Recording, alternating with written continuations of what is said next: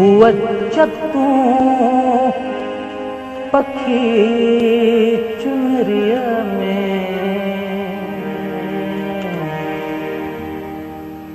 हर रोज अचे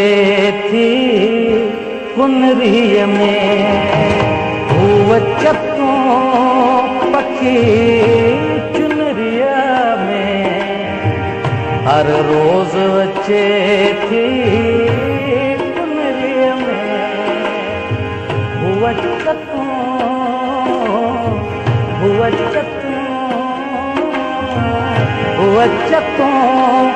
पखी चुनरिया में हर रोज अचे थी कुनरीअ में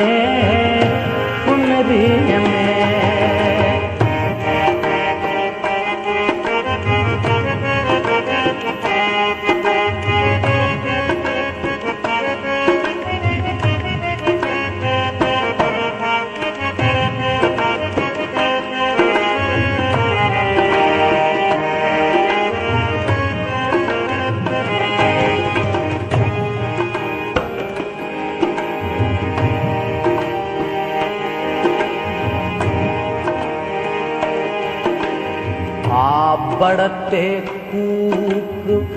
पपीहे जी ऐं धड़ धड़ गाड़ी बीहे थी आ बढ़ते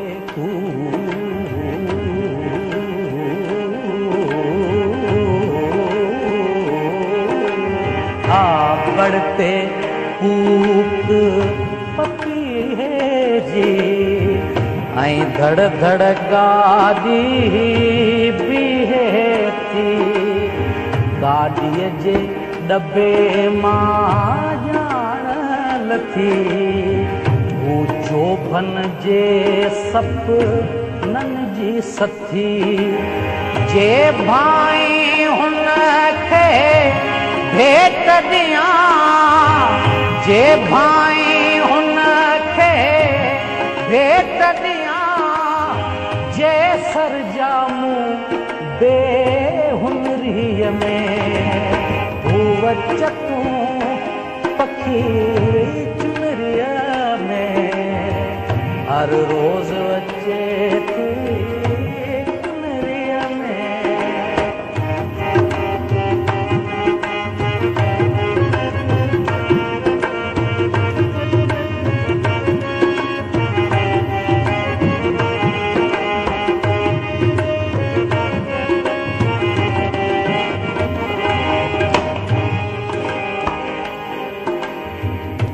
घट खे झले पायल थी छुले अखिड़ियों जे खणे तब भेद खुले कन किच किच पन सुफ़ेदे जा ऐं तो सां गॾ कहाणिया जे भाई तोखे भेट ॾियां जे भाई तोखे भेट ॾियां जे सरजामूं बेहुनरीअ में हुवचतूं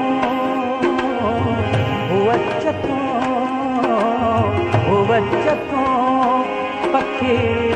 चुनरिया में हर रोज अचे थी कुनरीअ में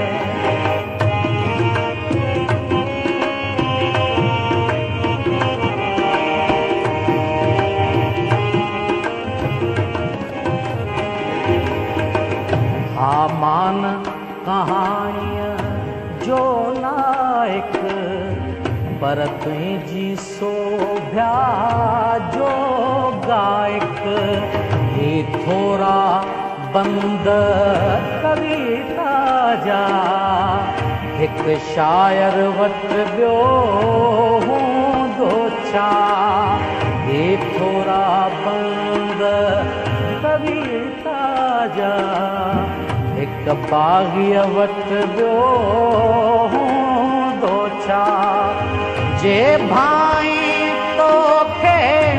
भेट ॾियां जे भाई तोखे भेट ॾियां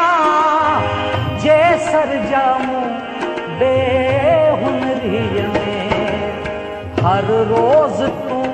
अचजां कुनरीअ में हर रोज़ मां ईंदुसि कुनरीअ में हर रोज़ तूं अचजां कुनरीअ में हर रोज़ मां